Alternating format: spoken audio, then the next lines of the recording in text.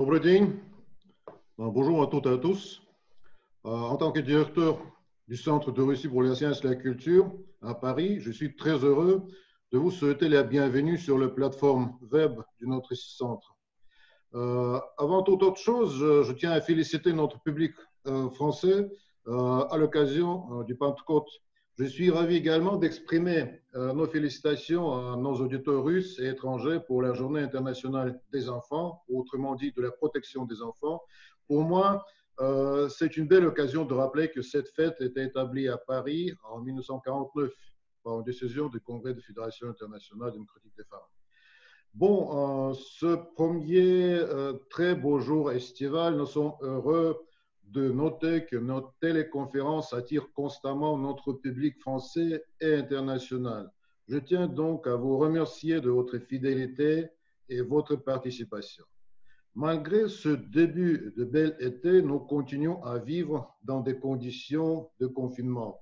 Et pour cette raison, nous avons décidé de poursuivre les réflexions sur ce sujet à travers des points de vue des différents experts. À ce point, permettez-moi de vous présenter brièvement notre invité d'aujourd'hui. La conférence Le monde après la pandémie sera-t-il comment avant sera présentée par le docteur en économie, chercheur de l'Institut de l'économie mondiale et des relations internationales de l'Académie des sciences russes, professeur de l'école des hautes études économiques, Alexei Pavlovich Partansky. Notre invité est né à Moscou en 1972. Il a fait l'Institut de Moscou de l'acier et des alliages, MI6. Monsieur Portansky a travaillé pour la radio et la télévision de l'URSS et pour le journal Izvestia. De nombreuses années, il a travaillé en Afrique. En 2001, il a pris ses fonctions du chef du bureau d'information sur l'adhésion de la Russie à l'Organisation mondiale du commerce. En 2006, il a soutenu sa thèse sur la politique commerciale de l'Union européenne. Notre conférencier est chercheur à l'un des meilleurs think tanks russes, l'Institut de l'économie mondiale et des relations internationales de l'Académie des sciences russes. Alexei Pavlovich enseigne à la faculté d'économie mondiale et des affaires internationales de l'École supérieure d'économie. Chers amis, à mon avis, ce ne serait pas trop exagéré de dire que notre invité est un des experts les mieux placés pour mettre en lumière des éventuelles conséquences économiques de cette période bien difficile. Monsieur Portansky a bien voulu partager avec nous son expérience ainsi que sa conception et vision de ce qui nous attend prochainement sur le plan social et économique en Russie et dans le monde. Chers auditeurs, comme d'habitude, vous pouvez nous donner votre opinion et participer à la discussion en nous laissant vos petits messages dans la section du chat. Quant aux questions, pour bon fonctionnement de notre conférence, vous êtes priés de laisser vos questions dans la section questions-réponses. Pour bien traiter et ne pas omettre aucune de vos questions, j'ai demandé à ma collègue Marina Ignatieva, chef de la section de la science et de l'enseignement supérieur de notre centre, de nous aider en tant que modérateur. Faites attention, on envoie des questions dans la section questions-réponses uniquement. Avant de passer la parole à notre conférencier, que nous attendons avec l'impatience bien certainement, j'aimerais faire entrer dans notre conférence le représentant commercial de Russie en France, M. Mikhail Makarov. À mes yeux, il serait bien utile s'il nous donne très brièvement des accents spécifiques de notre sujet d'aujourd'hui, vu de langue français. C'est à vous, Mikhail Юрьевич. Константин Михайлович, merci beaucoup.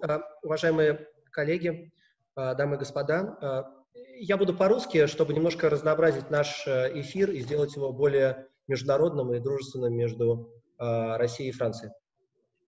Bonjour, chers amis, chers collègues. Je vais parler en russe afin de diversifier donc, notre conférence et d'établir une relation plus amicale de cette semaine. Меня зовут Михаил Макаров, как уже сказал Константин Михайлович, я возглавляю дипломатическую миссию Российской Федерации во Французской Республике по поддержке, всесторонней поддержке торгово-экономических отношений российских компаний во Франции. Comme M. Volkov, le directeur du centre, a déjà précisé, mon nom est Mikhail Makarov et moi je suis chef de la représentation commerciale en France et j'apporte tout le soutien nécessaire pour les entreprises et le commerce franco-russe. У нас есть три основные задачи, которыми мы занимаемся. Первое – это поддержка несырьевого экспорта из России во Францию. Второе – это привлечение инвестиций, французских инвестиций в Россию. И третье – это технологическая кооперация между нашими двумя странами. Donc, nous avons trois tâches principales qui sont devant nous. Tout d'abord, la protection de l'exportation. Il ne s'agit pas d'exportation des matières premières. La deuxième chose, ce sont des investissements et notamment l'attraction des investissements français à l'inverse. Et la dernière chose, c'est la coopération et ainsi que la coopération technologique entre nos deux pays. За эти 2,5-3 месяца мы обнаружили для себя ряд тенденций и хотели бы их сейчас озвучить. Эти тенденции ярко выражены в именно торгово-экономических отношениях между российскими и французскими компаниями при экспорте продукции, при экспорте услуг и при ведении того бизнеса, который делают наши компании как в России, так и во Франции. Donc, pendant ces 3 mois de confinement, nous avons révélé 3 tendances principales et je voulais pas préciser tout à l'heure. Il s'agit tout d'abord de l'exportation des produits, l'exportation de services. Et je vous donnerai plus de précisions tout de suite pour tout ce qui s'est passé pendant ces 3 mois dans les relations économiques et commerciales entre la France et la Russie. Со своей стороны мы наметили 7 тенденций, и я в телеграфном порядке озвучу их все 7. И первая тенденция – это локализация рынков, это превосходство некоторой изоляции над глобализацией. Я говорю о том, что люди стали больше потреблять местную продукцию, больше потреблять местные услуги, и бизнес начал формировать устойчивые цепочки локальных поставок, ориентированные на местный рынок и близость к конечному потребителю. То есть мы говорим про очередной новый виток антиглобализма. Donc, en effet, nous avons révélé 7 tendances et je vais vous dévoiler toutes les 7. Tout d'abord, la première, c'est la primauté du marché local sur la globalisation. Et on a bien remarqué que les gens maintenant consomment plus de produits locaux.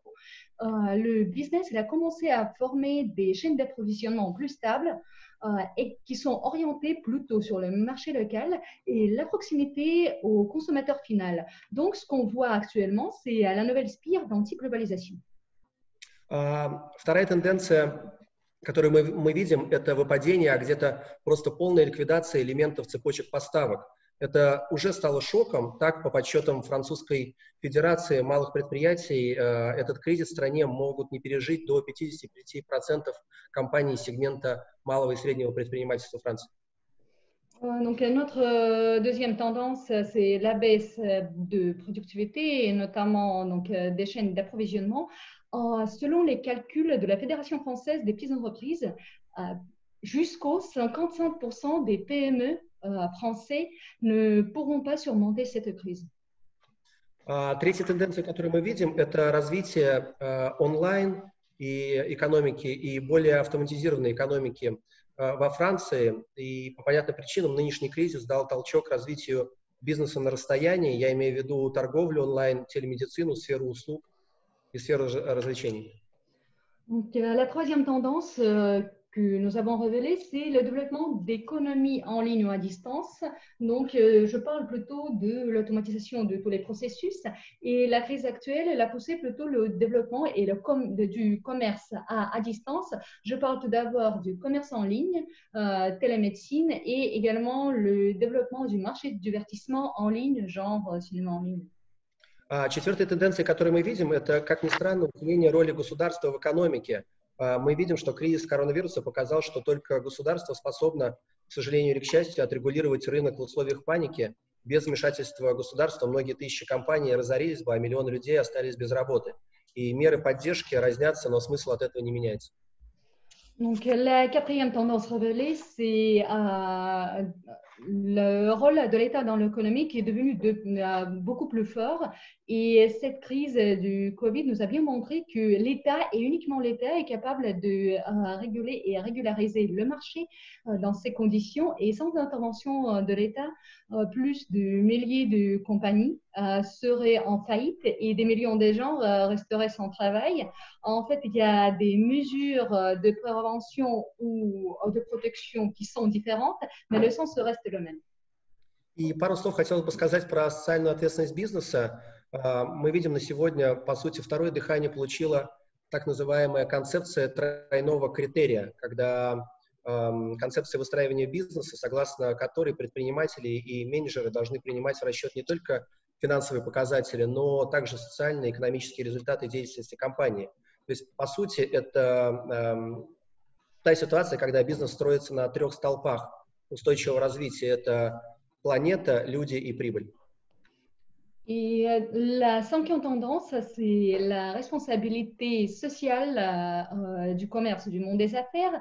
Dans ce cas, je parle plutôt de la conception du critère triple qui a eu son deuxième souffle. C'est ce qui veut dire la conception de la restructuration du business ou du commerce selon lequel les entrepreneurs ainsi que le manager doivent prendre en compte pas uniquement les chiffres et les indicateurs financiers, mais aussi les résultats sociaux et les conséquences écologiques de l'activité d'une entreprise.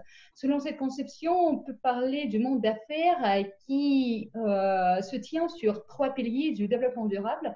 Ce sont la planète, les gens et le profit.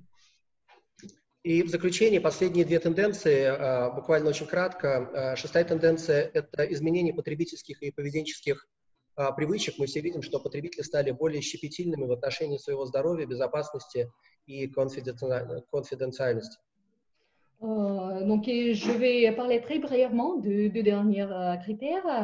Numéro 6, c'est le changement des habitudes de consommation et des habitudes de comportement des gens. On a bien noté que le consommateur devenait beaucoup plus scrupuleux en matière de leur santé, de sécurité et des aspects confidentiels. И последнее – это беспрецедентное развитие здравоохранения. Я глубоко уверен, что нынешний кризис, на мой взгляд, приведет к взрывному инновационному развитию здравоохранения. Это и биотехнологии, и вакцинации, и новые методы диагностики и лечения, и так называемая предиктивная медицина. Несомненно, что фармацевтические компании вскоре станут локомотивом инновационных передовых разработок, и в ближайшее время мы можем увидеть такое же сочетание слов ГАФа, как Google, Amazon, Facebook и Apple в фармацевтических компаниях. Коллеги, спасибо большое за внимание. Et le dernier point dont je voudrais parler, c'est le développement du système de santé sans précédent. Et la crise actuelle, à mon avis, il nous mènera vers le développement tout à fait innovationnel de notre système de santé et sa sécurité. Il s'agit tout d'abord des biotechnologies, des vaccinations, de nouvelles approches dans le diagnostic, le traitement, mais aussi dans la prévention des maladies qui existent.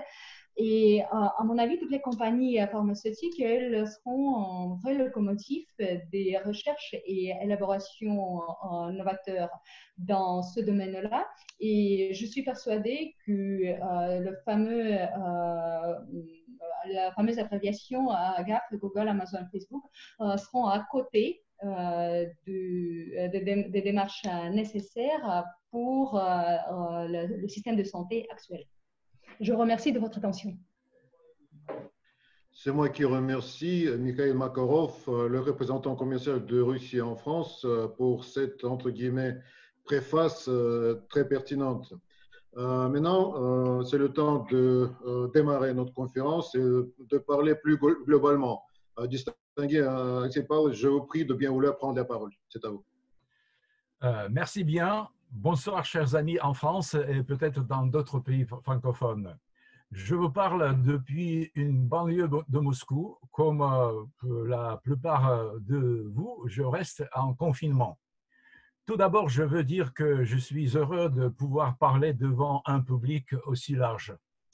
je dois vous dire aussi que je partage le point de vue de notre représentant commercial de Russie qui vient de parler devant vous. Je partage son point de vue sur beaucoup des aspects. Je ne prétends pas à une analyse complète du problème dans mon message. Impossible d'embrasser tous les aspects du problème. Je ne revendique non plus la vérité en dernière instance. Ce n'est que mon point de vue sur ce qui se passe aujourd'hui dans nos pays et à travers le monde, comme suite de la pandémie Covid-19. J'espère pourtant que cela vous aidera à réfléchir davantage et peut-être à mieux comprendre la crise actuelle et les conséquences probables de cette crise. Quand j'ai reçu cette invitation, je n'avais d'abord aucune idée pour commencer, car trop de choses ont déjà été dites et écrites sur la pandémie de Covid-19. Rien de nouveau à ajouter. Mais il y a quelques jours, subitement, en lisant les mémoires de M. Maurice Paléologue, l'ambassadeur de France en Russie en 1914-1917, j'ai fait mon attention sur un passage de la note de 9 juin 1916. Je voudrais vous présenter une citation, un extrait de cette note. Et je vous suggère, attention, de remplacer, en écoutant, de remplacer le mot « la guerre » par le mot « la pandémie ». Alors, je cite, « Avant la guerre, leur inclination innée à l'errance les poussait parfois à l'ouest. Une ou deux fois par an, le beau monde russe s'est réuni à Paris, Londres, Biarritz, Cannes, Rome, Venise, Baden-Baden et Karlsbad. Des cercles plus modestes, intellectuels, professeurs, médecins, artistes, ingénieurs, se rendaient en Allemagne, en Suisse, en Suède, en Norvège pour étudier, se faire soigner et se reposer. En un mot, la plupart des membres de la haute société et des intellectuels, parfois pendant une longue période, communiquaient avec la civilisation européenne. Des milliers de Russes partaient à l'étranger et revenaient avec un nouveau stock de robes et de cravates, de bijoux et de parfums, de livres et d'œuvres d'art. En même temps, sans le remarquer, ils apportaient avec eux de nouvelles idées, un certain sens pratique, une attitude plus sobre et plus rationnelle face à la vie. Il était tout à fait naturel pour eux de vivre de cette façon.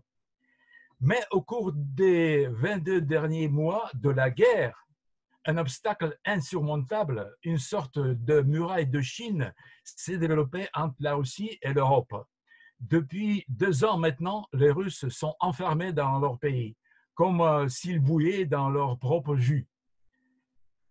Ils ont été privés des moyens rassurants et réconfortants qu'ils avaient l'habitude de suivre en Occident.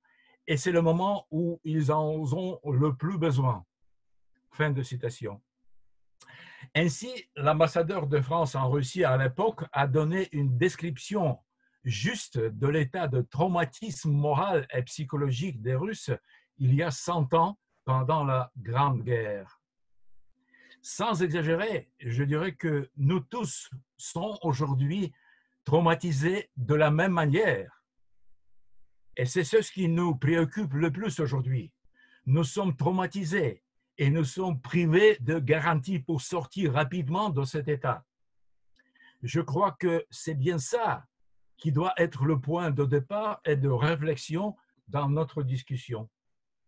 Voilà. Après cela, on peut parler de l'économie, du commerce, des PME, du tourisme, de la mondialisation, etc. Et je commence par mon appréciation suivante. L'impréparation des gouvernements face au désastre et le mépris de l'avis des experts. On doit constater l'échec total des élites dirigeantes devant ce nouveau fléau, à savoir la pandémie Covid-19. Des exemples, il y en a un bon nombre, à commencer par les États-Unis.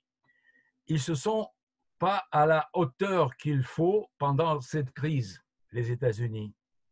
Les pays asiatiques font-ils face à la pandémie avec plus de succès que les pays occidentaux?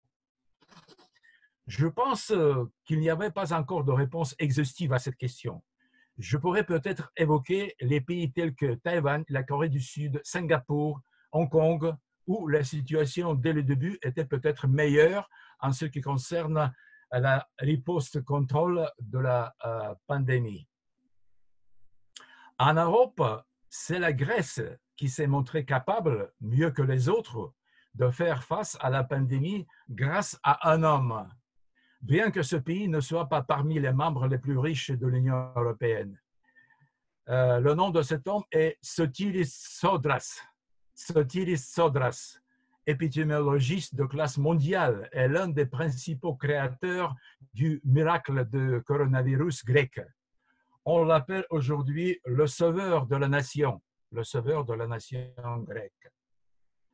Revenant à l'échec total des élites dirigeantes devant le coronavirus, je voudrais faire savoir une chose. Depuis 2015, les plus grands scientifiques épidémiologistes ont mis en garde le monde contre la possibilité d'une grave pandémie. Nous parlons de vrais virologistes, dont le nombre ne dépasse pas 100 personnes dans le monde. Sotiris Sodras est l'un parmi eux. Mais il n'était jamais ni entendu ni écouté, ces spécialistes. Pour faire preuve à ça, j'aimerais me référer au rapport sur les risques mondiaux les plus importants du dernier Forum économique de Davos. Rapport de Davos 2020. Les 5 premières places ont été occupées dans ce rapport par les risques associés aux effets de changement du climat, d'une manière ou d'une autre. Mais il n'y avait aucune mention du coronavirus. Entre-temps, le rapport a été publié fin janvier, alors que la pandémie se propageait déjà à travers le monde. Comment comprendre ça? J'espère que la plupart d'entre vous savent ce que signifie l'image du signe noir en ce qui concerne la crise. L'image d'un signe noir est répandue dans les descriptions de la crise, surtout dans la période qui la précède. Le mystère du signe noir est que personne ne sait quand et d'où il viendra. C'est juste ce qui s'est passé au début de l'année 2020. Des gens très sérieux ont présenté ce rapport à Davos, ignorant complètement que le signe noir planait déjà dans le ciel au-dessus de Davos. Alors qu'au cours des 2 dernières années, les économistes et les analystes ont longuement discuté les causes probables de la crise imminente, en citant de nombreux facteurs autres que la pandémie. La guerre commerciale, les États-Unis et la Chine, conséquences néfastes du changement du climat, situation anormale dans le marché des reçus de dette d'État à la bourse de New York, etc. Tout sauf le coronavirus. La politique anti-épidémique commune de l'Union européenne a échoué. En outre, il s'est avéré que dans certains pays européens, il n'existe aucun service épidémiologique. La Russie. En Russie, nous devons surmonter à présent les conséquences de la récente soi-disant optimisation dans le système de santé publique. L'impact économique de la crise devrait être très dur en Europe. C'est une mauvaise nouvelle pour nous, les Russes, car malgré toutes les sanctions, les pays de l'Union européenne restent nos principaux partenaires commerciaux. Cette pandémie est également une crise sociale et économique majeure. Des millions de personnes dans le monde ont déjà perdu leur emploi et leurs revenus. Vous savez bien, les chiffres des chômeurs aux États-Unis, surtout, c'est jusqu'à 30 millions. C'est impossible d'imaginer. Et dans les autres pays aussi. Économie. La COVID-19, je dis la COVID, bien qu'en France, il n'y a pas encore de consensus, c'est genre féminin ou genre masculin. Il y a 2 ou 3 semaines, l'Académie française a décidé que c'est la Covid, genre féminin. Mais je suis la presse française, les canaux de télé, alors la plupart d'eux continuent d'employer le Covid, genre masculin. Mais moi, je vais suivre la recommandation de l'Académie française. Alors, la Covid a bouleversé l'économie mondiale et avec elle, le commerce international.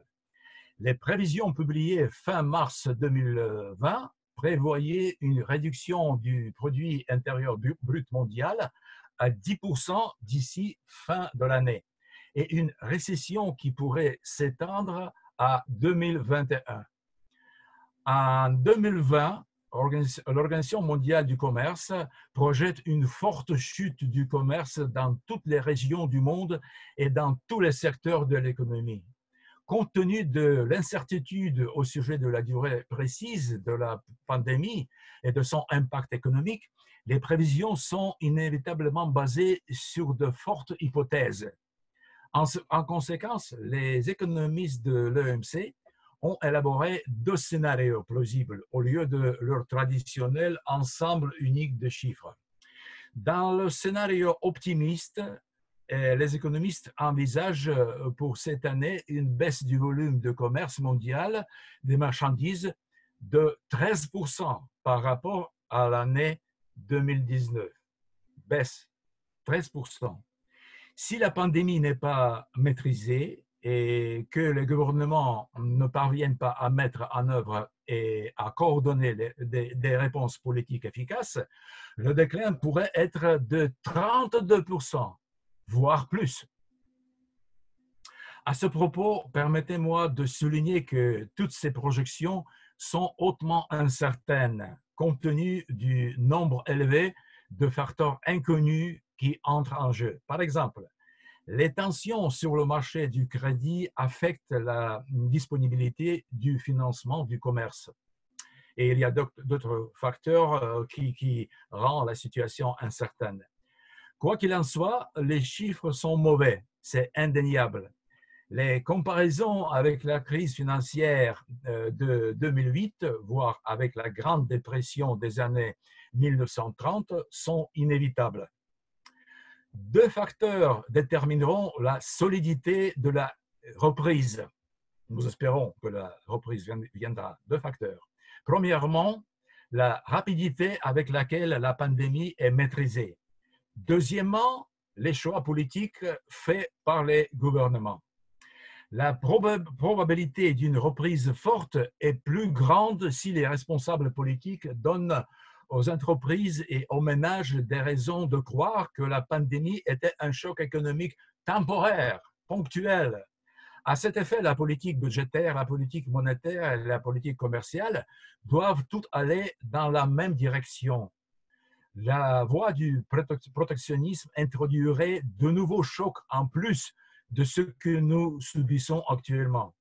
Le fait de maintenir les marchés ouverts au commerce international et à l'investissement aiderait les économies à récupérer plus rapidement.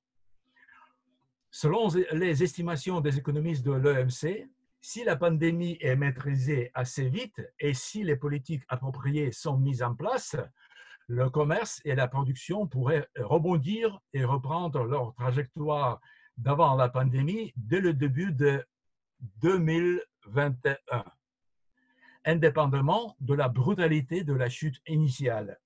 Toutefois, selon d'autres scénarios, les volumes des échanges après la reprise resteraient en deçà de la ligne de tendance antérieure à la pandémie de COVID-19. La pandémie de COVID-19 a amené le gouvernement du monde entier à prendre des mesures d'urgence inédites qui déterminent selon leurs modalités et leurs résultats son impact économique au plan à la fois national et mondial. Mais ici, il faut faire la différence entre les pays développés et pays en voie de développement. Parce que les ressources à dégager pour rétablir les économies dans les pays développés et pays en voie de développement sont tout à fait différents. Tout à fait différents. C'est pourquoi je sais bien ce que c'est les pays sous-développés parce que j'ai travaillé pendant des années en Afrique occidentale.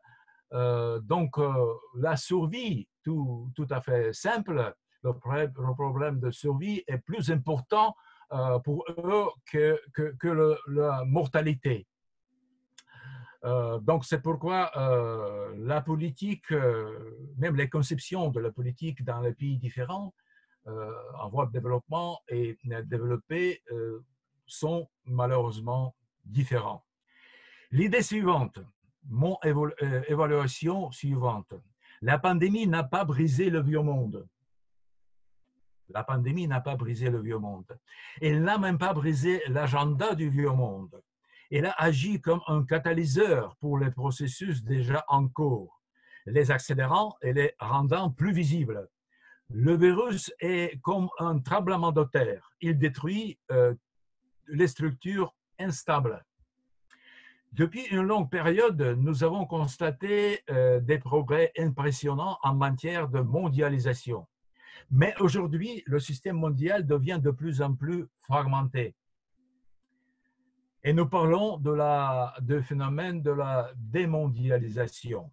On a commencé plus précisément de parler de la démondialisation juste pendant la crise économique précédente de 2008.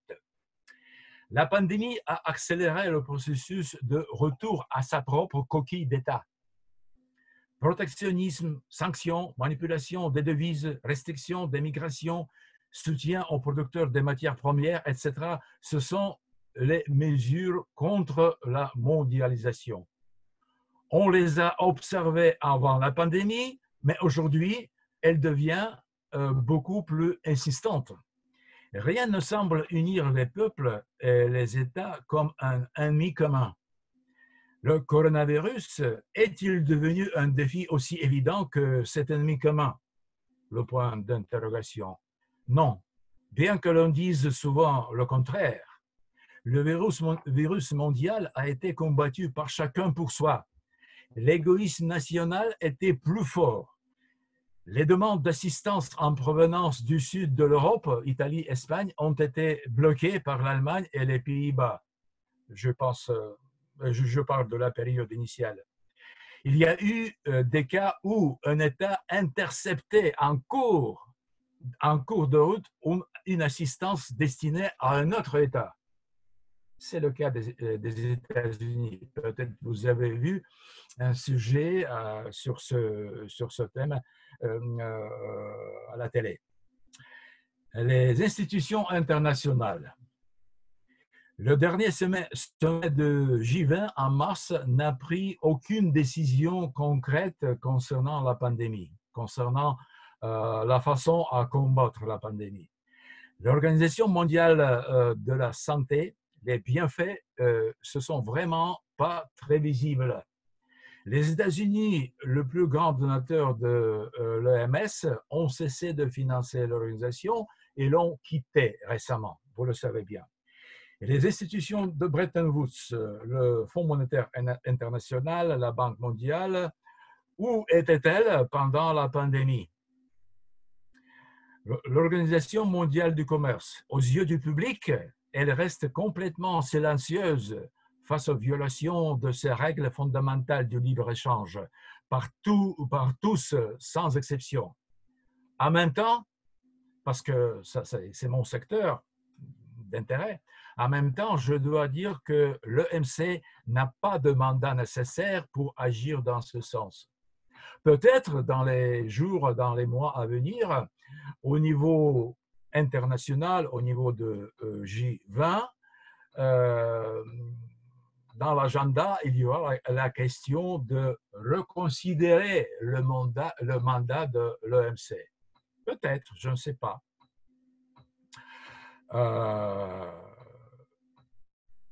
La perte continue de leadership dans le monde.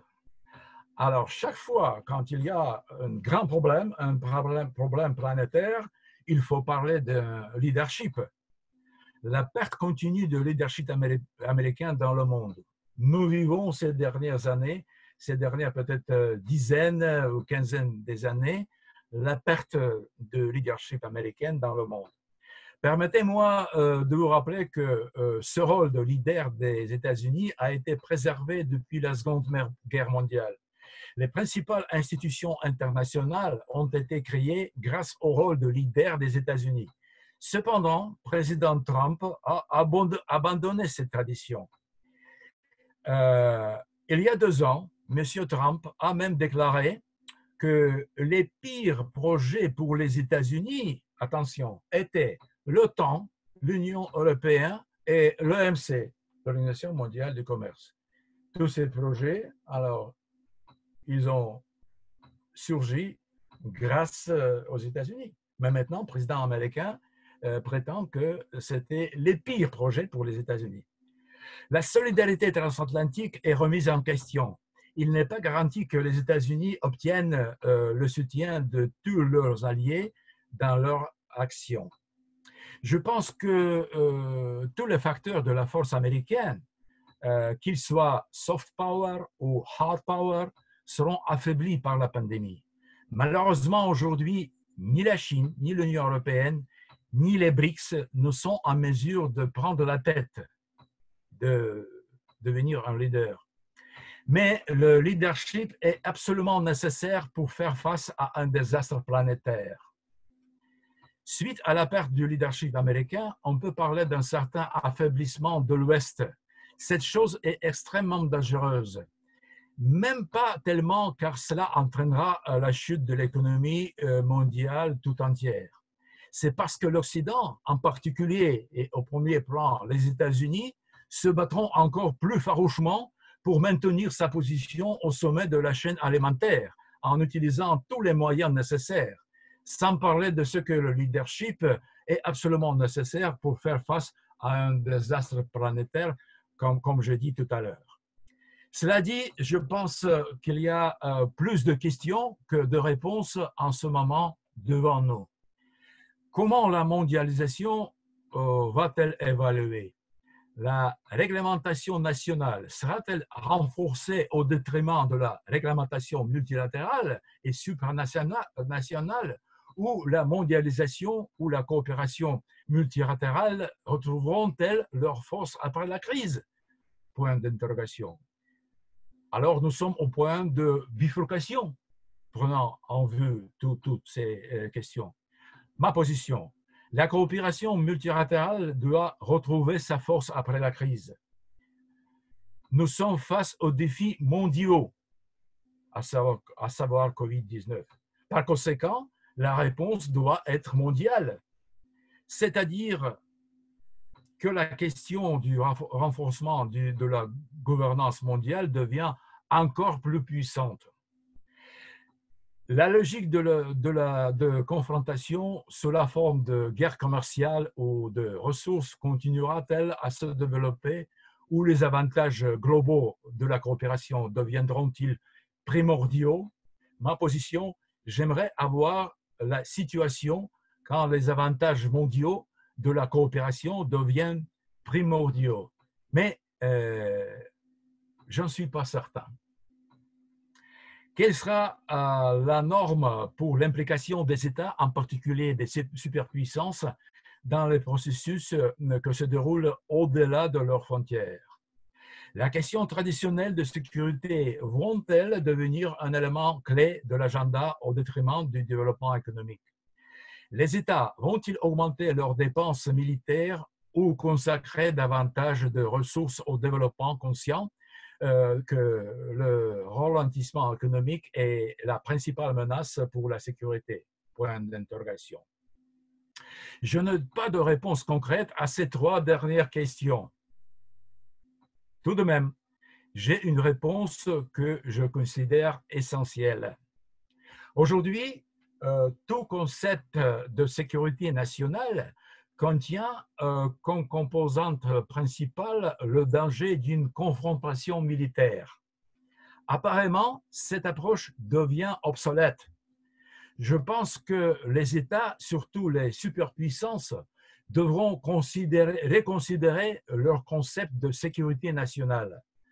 Dans mon message, J'ai parlé tout à l'heure de la sous-estimation du danger épidémiologique par les élites dirigeantes. Je pense que, parallèlement au problème de la préservation de l'environnement, la sécurité épidémiologique devrait devenir une composante essentielle du concept de la sécurité nationale. Cela veut dire que les États devront, je répète, reconsidérer leur concept de sécurité nationale. Alors, pour les conséquences, je voudrais mettre en évidence plusieurs conséquences. Primo, la rupture des chaînes de valeur mondiales. La rupture des chaînes de valeur mondiales pourrait être l'une des tristes conséquences de la pandémie. Nous allons tous, en tant que consommateurs, payer pour cela. Les biens et les services deviendront plus chers. C'est un des effets négatifs de la démondialisation. Secondo, il est bien probable qu'il y aurait une réduction drastique des déplacements, ce que nous voyons déjà aujourd'hui, et surtout des voyages d'affaires.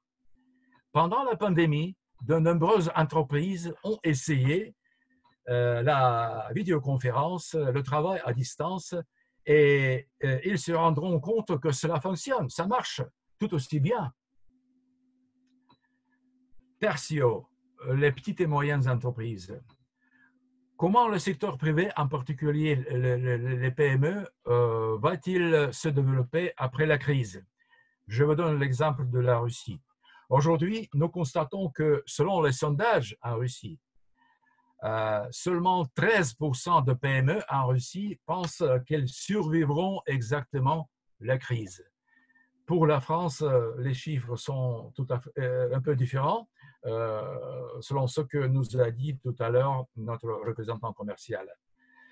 La nationalisation deviendra-t-elle un élément important de la politique anti-crise et post-crise des États, ou ne touchera-t-elle que certains secteurs pendant une courte période? Ça, c'est le point d'interrogation. 4. Attitude du business face au risque. Très important. Les entreprises mettront dans leur stratégie le risque qu'une telle pandémie puisse se reproduire. Elles disposeront donc de stocks supplémentaires de composants en cas de fermeture des frontières.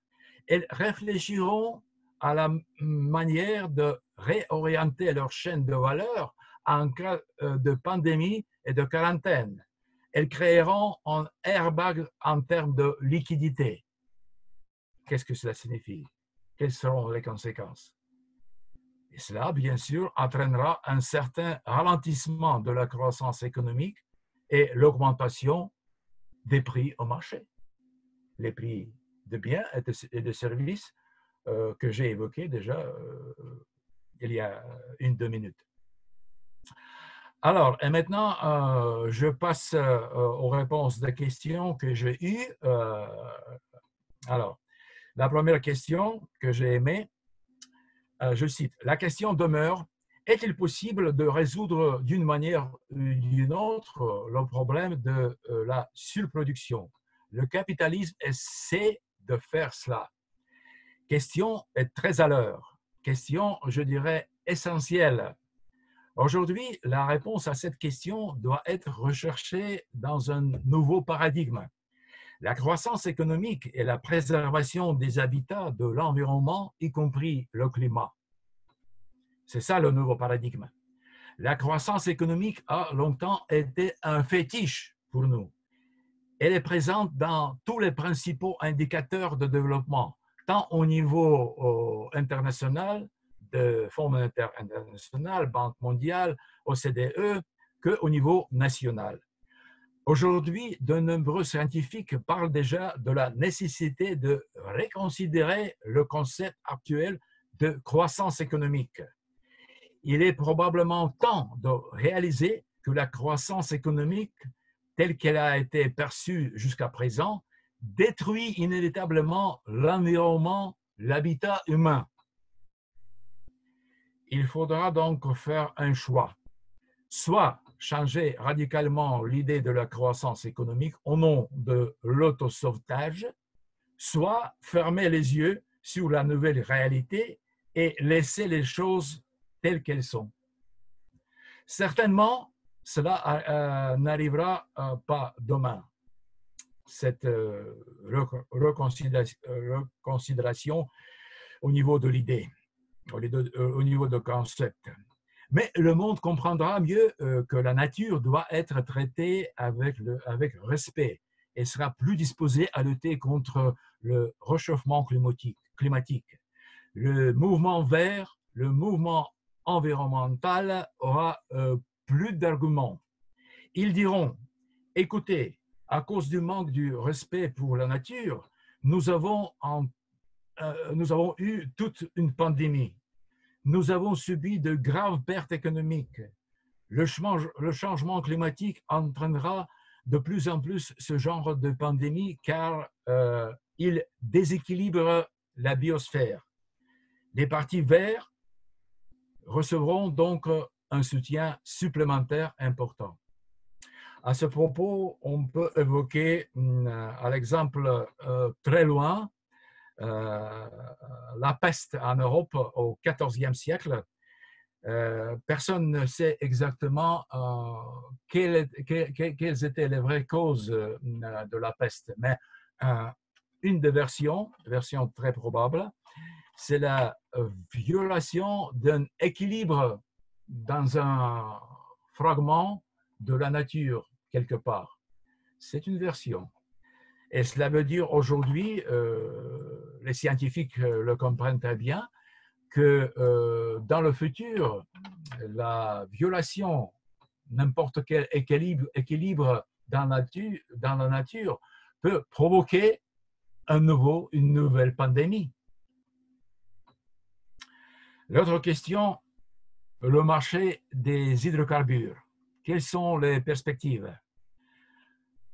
Vous savez que la récente crise du marché pétrolier a fait chuter les prix du pétrole. Vont-ils revenir au niveau précédent? Peu probablement, je crois. Car l'une des conséquences de la pandémie sera une baisse sensible du trafic aérien, maritime, routier. Parallèlement, l'activité économique diminuera, ce qui réduira également la demande en hydrocarbures. Tout cela ne permet guère de compter sur des prix élevés du pétrole. Les États pétroliers souffriront, y compris la Russie. Voilà, chers amis, c'est peut-être tout pour mon exposé. Merci de votre attention. Je ne sais pas exactement combien de minutes j'ai parlé. Et je vais essayer d'être prêt à répondre à vos questions. Merci beaucoup, M. Portinski. Maintenant, nous avons une petite vidéo sur l'École des hautes études économiques pour laisser nos intervenants se reposer un peu.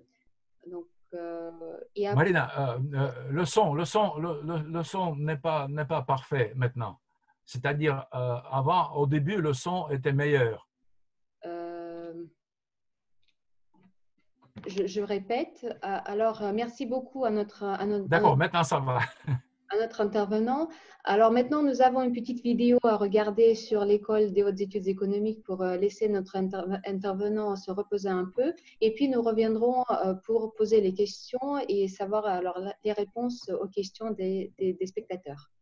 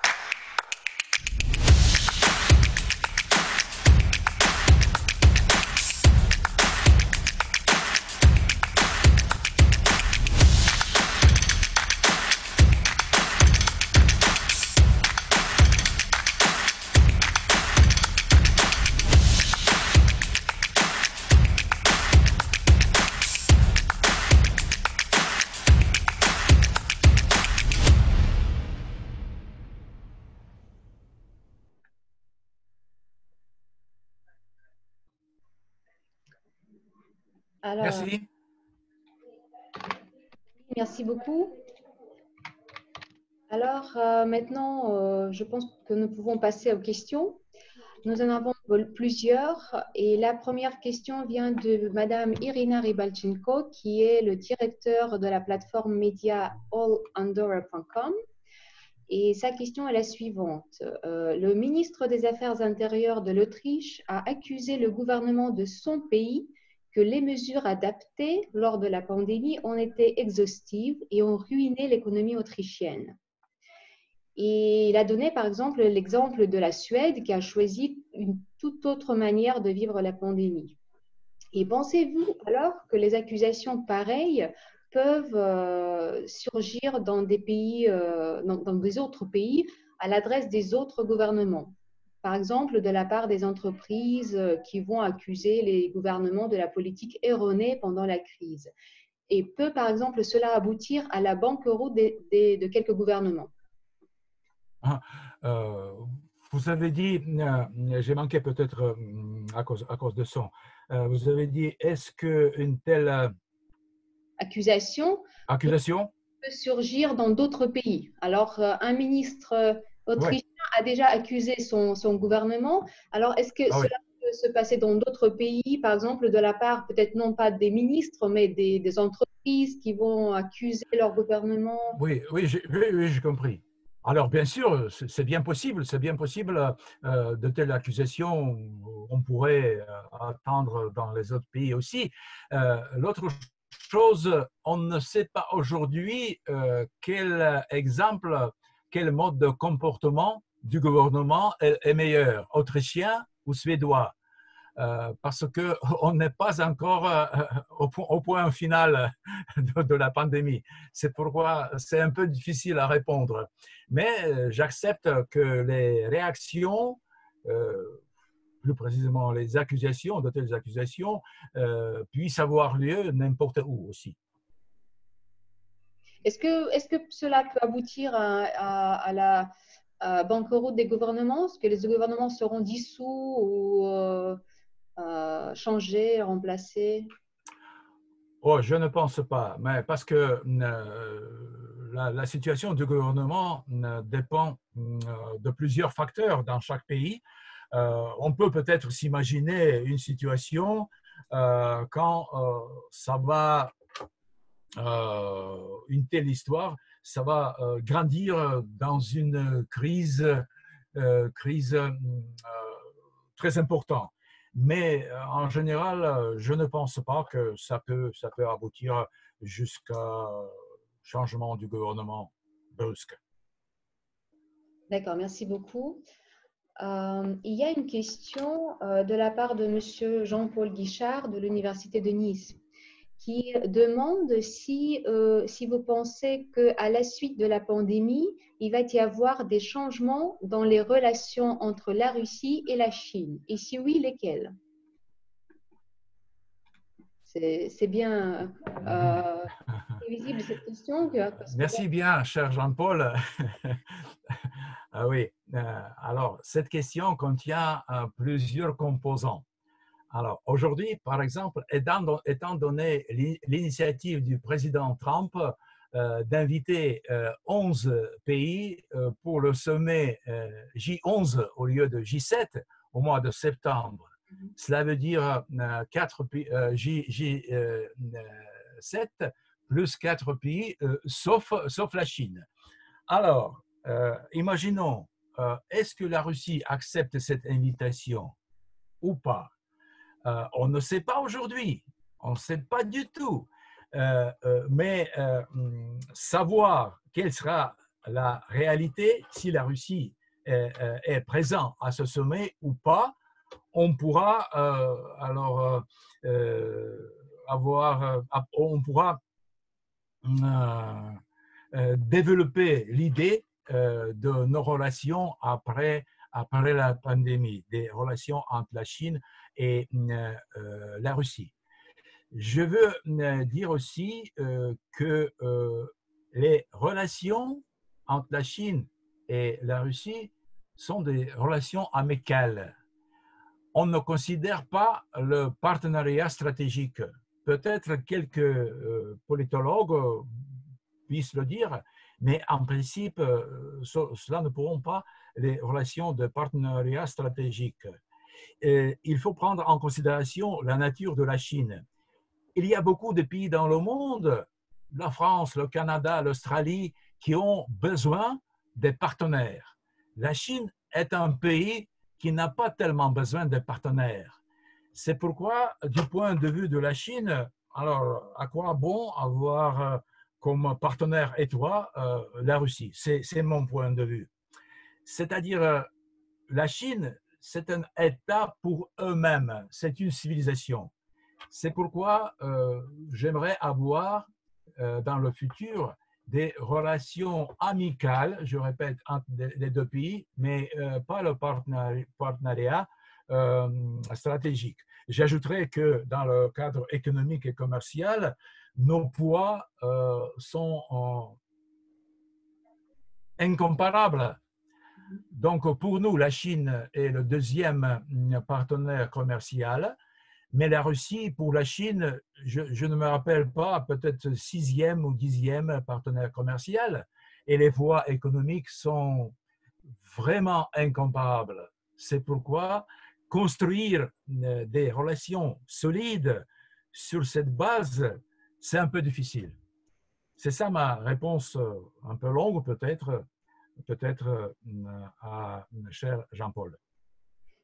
Et il y a une question, merci beaucoup, il y a une question qui est, je dirais, à côté de ce sujet-là, de M. Desmerles. Alors, il demande, depuis 2016, les médias américains ont mis en avant l'ingérence russe dans la politique états-unienne. Mais tout cela s'est avéré faux. Maintenant, nous entrons dans la période post-Covid et elle s'ouvre avec une nouvelle guerre froide entre les États-Unis et la Chine, selon M. Desmerles. Et alors, les questions. Pensez-vous que cet affrontement entre les États-Unis et la Chine pourrait dégénérer? Et comment situez-vous la Russie dans ce nouveau jeu d'échecs? Et aussi, quel avenir pour l'Union européenne qui n'a pas été solidaire lors de cette crise à l'intérieur d'elle-même, sauf la situation sanitaire italienne. Alors voilà, les trois questions dans une seule. Ah oui, oui. Alors sur l'affrontement entre les États-Unis et la Chine et la place de l'Europe et de la Russie par rapport à tout ça. Oui, c'est une bonne question. C'est une longue question. Les confrontations économiques et commerciales entre ces deux superpuissances économiques ont fait déjà des impacts très négatifs sur l'économie mondiale pendant ces dernières années. Alors, ça a coûté la baisse de produit intérieur brut mondial 0,5%. C'est beaucoup, hein? L'abaissement de PIB mondial par 0,5%. C'est beaucoup. C'est les conséquences de la confrontation économique entre les États-Unis et la Chine. Alors, le janvier dernier, on a eu une signe positive pour l'avenir parce qu'ils ont signé un accord, la première partie d'un accord commercial, la Chine et les États-Unis, et après ça, on doit s'attendre à la deuxième partie de cet accord. C'est-à-dire, si tous les experts pensaient que si ça démarrait, si ça va marcher bien, cela veut dire ce sera bien pour l'économie mondiale. Mais aujourd'hui, qu'est-ce que nous voyons aujourd'hui? L'administration de M. Trump accuse la Chine de camoufler, de couvrir toutes les informations dès le début de l'épidémie de Covid-19. Et je crois que cette campagne va continuer jusqu'aux élections aux États-Unis, jusqu'en novembre. Monsieur Trump, je pense, il veut avoir coûte que coûte de ses services de renseignement les preuves que l'épreuve qui rend la Chine coupable dans le déroulement, le développement de cette épidémie. Et M. Trump pense que ce sera une bonne chose pour sa réélection. L'autre chose que je dois évoquer, M. Trump reste un leader imprévisible. Dès le début, ce qui a fait, ce qui a déclaré, par exemple, tout à l'heure, j'ai cité sa déclaration à l'égard de l'OTAN, de l'Union européenne, de l'OMC, quand il a dit que c'était les projets les plus mauvais pour les États-Unis. Alors, il peut, chaque jour, il peut bouleverser le monde par sa déclaration suivante. C'est pourquoi ce n'est pas facile de s'adapter pour la Russie, aussi bien que pour l'Union européenne, de s'adapter à la politique de Washington, à la politique actuelle de Washington.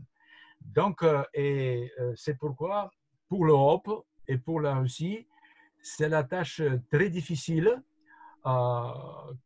Comment prendre, quelle position prendre dans cette confrontation entre la Chine et les États-Unis.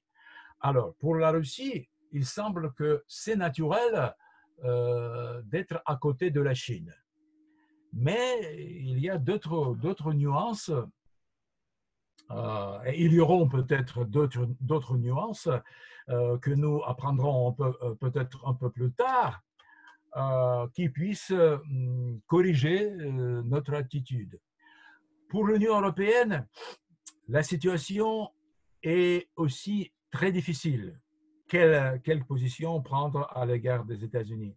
Parce que la coopération entre l'Union européenne, ou plutôt entre les pays de l'Union européenne et la Chine, reste plus étroite qu'entre les États-Unis et la Chine. Donc, dans ce sens, il y a des contradictions évidentes dans les relations d'un côté l'Union européenne, la Chine, et de l'autre côté les États-Unis, la Chine. Donc, c'est pourquoi arrimer, adapter pour l'Union européenne sa politique à la politique des États-Unis à l'égard de la Chine, c'est pas facile, c'est pas facile. Ce sont mes réflexions. Je dis déjà que cette question est assez longue à répondre.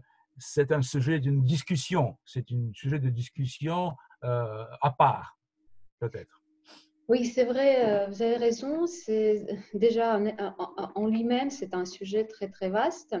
Et voilà, nous avons une question pour Monsieur Makarov, le représentant commercial russe en France. Alors, la question est la suivante. Il est évident que la crise provoquée par Covid-19 entraînera une crise assez importante dans l'économie mondiale. Et comment, selon vous, elle se reflètera sur les relations commerciales entre la Russie et la France? Y aura-t-il une chute du commerce bilatéral ou peut-être y aura d'autres conséquences? Михаил Юрьевич, я вопрос переведу тогда. Да, добрый день. Смотрите, здесь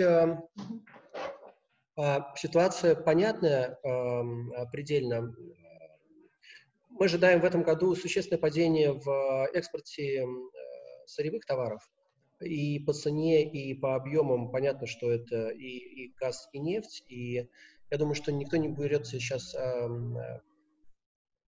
количественно судить точно, но я ожидаю где-то 30% этого падения и по понятным причинам.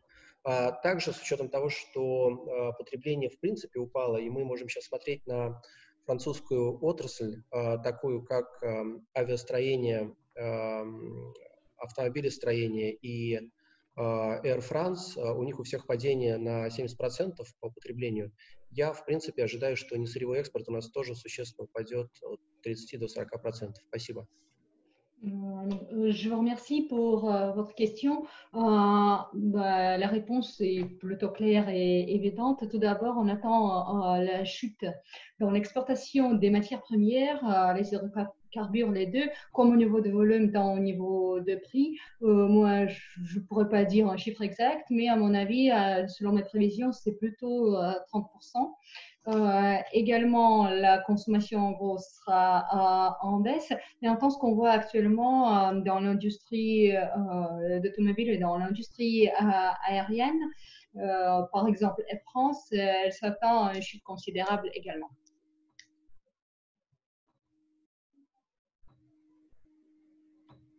Merci beaucoup. Mais en fait, bon, ce que les exportations russes auront une chute, ça, bon, ça c'est clair. Mais est-ce qu'il y aura, par rapport dans les relations entre la France et la Russie, est-ce qu'il y aura peut-être d'autres enjeux que nous pouvons utiliser? Est-ce qu'il y aura d'autres possibilités de renforcer les liens commerciaux, les liens économiques, vous pensez? Les entreprises communes, quoi que ce soit, une aide mutuelle? Да, я думаю, что давайте я продолжу. У нас сейчас есть несколько проектов, которые, может быть, были менее актуальны в период не онлайн-сотрудничества. Например, есть большое взаимодействие с французскими компаниями, российско-французское взаимодействие по софту. Мы сейчас устраиваем 18 июня, у нас будет большой IT-завтрак между десятками французских и российских компаний, которые занимаются IT-разработками в 3 сферах. Это кибербезопасность, искусственный интеллект и умный город. Moi, je vais continuer. Donc, oui, tout à fait. On va parler plutôt des projets qui n'étaient pas possibles ou n'étaient pas peut-être aussi si efficacement réalisés en présentiel, mais en ligne, on a commencé à en parler. Et ce qu'on prévoit, ce sont des projets communs russo-français dans 10 domaines différents. Moi, je vais vous en citer 3. Donc, c'est les 3 domaines principaux qui sont concernés. C'est cybersécurité, intelligence artificielle et la ville intellectuelle, ce qu'on appelle Smart City. D'accord, merci beaucoup. Je remercie M. Makarov et je reviens vers les questions qui sont posées à notre intervenant, M. Portansky. Alors, il y a une question qui est venue juste après votre réponse précédente. Peut-on, selon vous, envisager une alliance très forte entre l'Union européenne et la Russie pour contrer le jeu entre les États-Unis et la Chine? J'aimerais voir, moi personnellement, j'aimerais voir cette alliance parce que moi je suis pro-européenne, si vous permettez, et j'aimerais avoir cette alliance. Pour être sérieux, je crois le point de départ, ce sont nos relations économiques et commerciales. L'Union européenne reste notre partenaire primordial. Je peux revenir dans l'histoire. Vous vous souvenez, j'ai commencé mon intervention par un extrait des mémoires de Maurice Paleolog, l'ambassadeur de France en Russie avant la Révolution. Et en lisant les mémoires, je vois qu'il y avait des périodes quand des relations entre la Russie et la France, aussi bien qu'entre la Russie et Angleterre, était très étroite. Et imaginez aujourd'hui qu'on puisse un moment avoir de mêmes relations. Moi, j'aimerais vraiment survivre jusqu'à ce moment quand nous aurons les relations telles que nous avions avant 1917. Pourquoi pas? Donc, et dans cet état, alors la Russie et l'Union européenne peuvent faire l'alliance, n'importe quelle alliance. Je ne dirais pas l'alliance contre quelqu'un, mais plutôt l'alliance pour. Mais l'alliance pour, c'est l'avenir qui va nous montrer. Exactement. Mais les alliances contre quelqu'un, ça finit souvent mal. Et alors, il y a encore une question sur l'immigration. comment, selon vous, va évoluer le phénomène de l'immigration illégale internationale après la pandémie?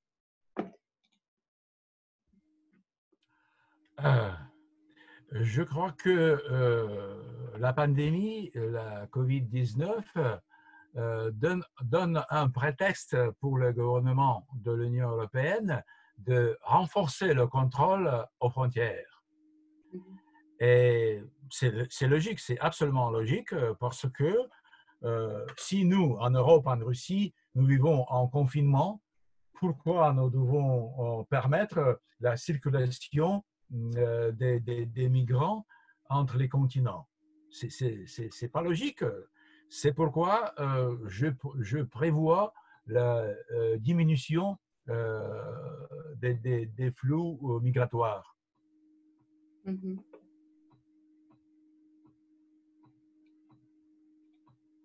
Alors, une question qui porte sur les cercles Kondratiev. Alors, l'on considère les vagues économiques de Kondratiev et nous sommes maintenant dans le creux de la vague. Qu'en pensez-vous? L'idée d'une économie basée sur les technologies liées à l'environnement est-elle la solution sur laquelle nos politiques doivent réfléchir? Oui, mais je le dis pendant mon intervention, j'ai essayé d'émettre cette idée. Alors, nous sommes condamnés peut-être de prendre très sérieusement en considération le facteur de l'environnement. Nous sommes condamnés.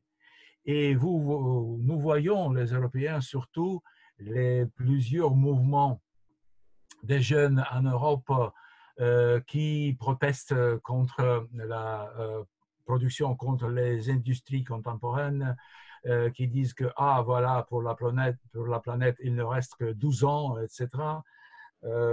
Donc, c'est pourquoi, oui, je suis d'accord avec cette idée. Il faut, la politique technologique doit prendre en compte, en considération, le facteur de l'environnement. C'est notre demain, c'est notre lendemain. Oui, exactement. C'est vraiment une responsabilité totale que nous portons tous. Il y a une question de Rodolphe de Saint-Pétersbourg qui porte sur l'Afrique. Comme vous avez passé beaucoup d'années sur ce continent, alors quelles selon vous sont les perspectives envisagées par la Russie en Afrique dans le contexte de la pandémie ou après la pandémie? Est-ce que vous pensez que quelque chose va changer dans la politique russe envers les pays africains? Oui, puisque j'ai eu mon expérience africaine dans les années 80, je peux faire une comparaison. Notre présence en Afrique pendant la période soviétique était beaucoup plus impressionnante et beaucoup plus forte qu'aujourd'hui. Aujourd'hui, notre place est en quelque sorte occupée par la Chine. C'est la Chine qui est partenaire numéro 1 de beaucoup de régimes en Afrique. Nous, la Russie a un peu reculé par comparaison de la période soviétique. Mais je crois que nous devrons nous concentrer sur la coopération avec quelques pays concrets et dans le secteur concret. Mais de toute façon, notre présence en Afrique sera considérablement plus modeste qu'il y a 20 ans, qu'il y a 30 ans. Je dirais comme ça. Et en parlant de la pandémie, mais ça c'est indépendamment de notre coopération, je dois dire que les Africains, surtout dans les villages, ils ne sont pas tellement sensibles à une nouvelle pandémie que nous en Europe, aux États-Unis, en Russie, etc. Je me souviens, j'ai visité quelques fois les villages en Afrique occidentale là, on ne parle même pas français ni quelques langues européennes.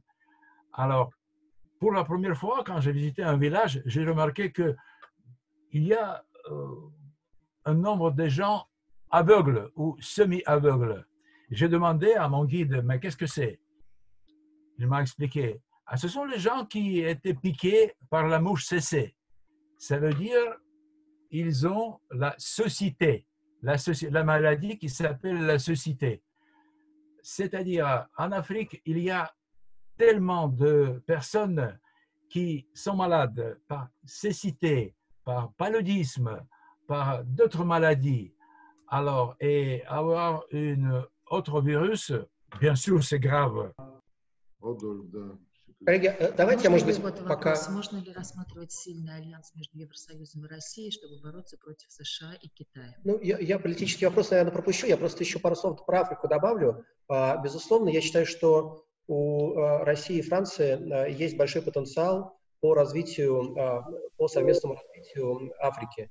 И мы все понимаем, что это следующий растущий рынок после Китая и Индии, на котором живет более уже миллиарда человек. И у нас есть точно взаимовыгодные точки для сотрудничества по развитию, по крайней мере, франкофонных стран в Африке. Спасибо. Oui, je suis d'accord. Ouais. Je vais juste ajouter un petit élément sur l'Afrique. Donc, je ne vais pas donner de commentaires sur la question politique, mais sur l'Afrique, juste, j'ajouterai un petit point.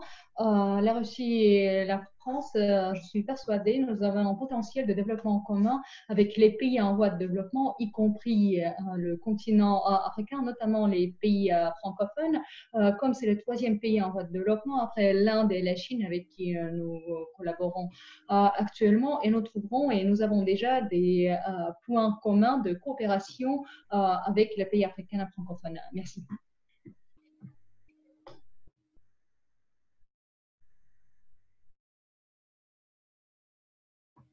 Давайте я тоже пока продолжу. Я вижу следующие вопросы, пока у нас Марина что-то со связью. Был вопрос по поводу окружающей среды и какие меры Россия может внедрить. Смотрите, у нас в России сейчас активно обсуждается повестка зеленой энергетики и низкоуглеродной энергетики. Я считаю, что это абсолютно правильная тенденция. Мы сейчас готовим программу и зеленого финансирования, и отдельно работаем, опять-таки, как отдельный нацпроект по экологии, в том числе по переработке отходов. Я считаю, что эти две темы очень актуальны, и здесь мы с французскими компаниями имеем большой потенциал взаимовыгодного сотрудничества.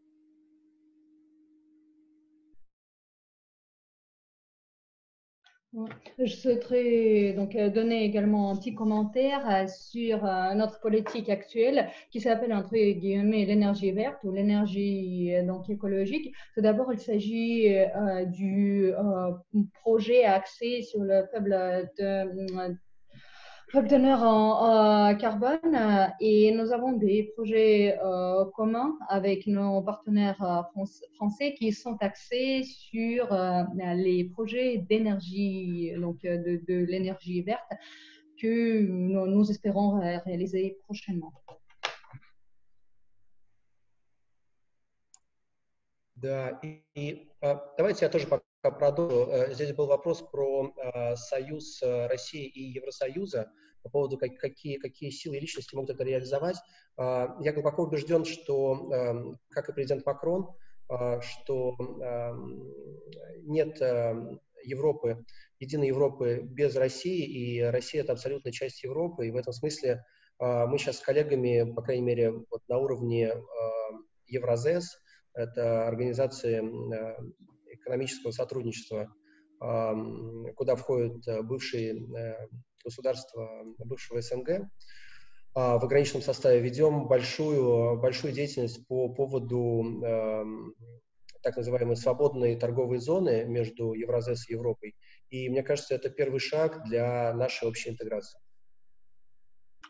Позвольте, я еще добавлю два слова. Да, меня слышно, да? Вы знаете, формально не снят с повестки дня вопрос и нового договора о стратегическом сотрудничестве, но в данном случае между Россией и Европейским Союзом, хотя сегодня надо уже говорить между ЕАЭС и Европейским Союзом.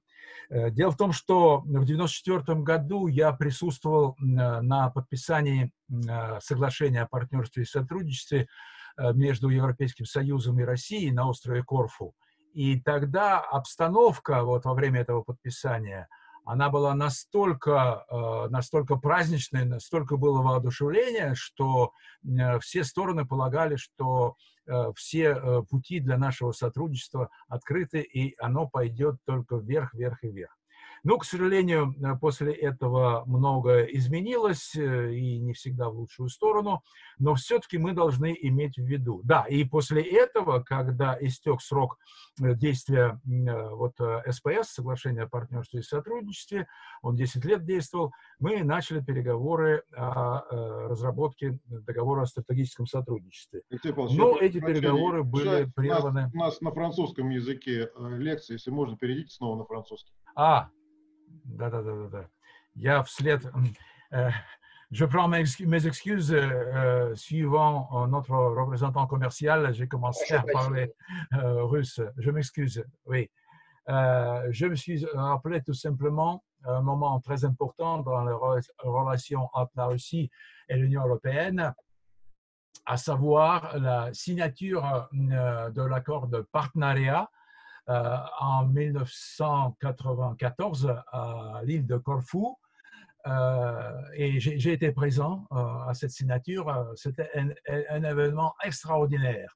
Et tout le monde pensait à ce moment-là que les relations entre l'Europe, entre l'Union européenne et la Russie vont progresser sans cesse après la signature de cet accord. Alors, il était en vigueur pendant 10 ans. Et après, on a commencé à élaborer un nouveau document sur le partenariat stratégique. Mais malheureusement, ces négociations, ces pourparlers, ont été suspendues fin de l'année 2011. Mais quand même, le potentiel de continuer de telles initiatives, ça reste. Il ne faut pas oublier l'histoire de notre coopération en commun. Je vais juste traduire la réponse de M. Makarov. La question était suivante. L'alliance entre Russie et Union européenne, et quelles personnalités russes et personnalités de l'Union européenne pourraient être des moteurs pour la réaliser? La réponse du représentant commercial était suivante. Tout d'abord, la Russie fait partie de l'Union européenne et certainement il n'y a pas d'Europe, l'Europe ne sera pas l'espace uni sans Russie. Et actuellement, on pense à la communauté euro-asiatique. Donc, il s'agit d'une sorte de coopération dont les effets de la CEI, de la communauté des États indépendants de l'ex-URSS, font partie. Et on commence à parler de la zone de libre-échange entre ces deux structures. Merci. Bon, je remercie tous. En fait, je vois que les questions ne sont pas encore épuisées, mais malheureusement, le temps que nous avons, donc nous n'en disposons plus.